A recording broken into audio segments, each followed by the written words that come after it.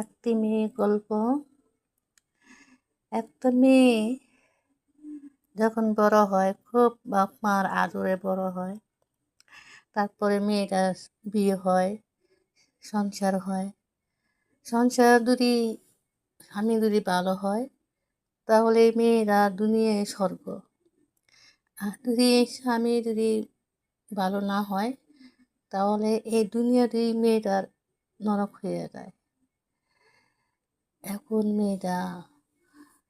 ওই মেয়ের স্বামী ভাইয়ের বউকে নিয়ে চলে গেছে। এখন ওই মেয়েটার সংসারটা একে ধ্বংস। ছেলে মেয়ে দুইটা ধ্বংস হয়ে গেল। লেখাপড়া হয়নি, তারপরে মানুষ হয়নি। ছেলে মেয়ে দুটারও পাগল পানে লাগছে। তাহলে এই পৃথিবীতে কোনো সন্তান আছে মারে চিনে না ছেলে মেয়ে।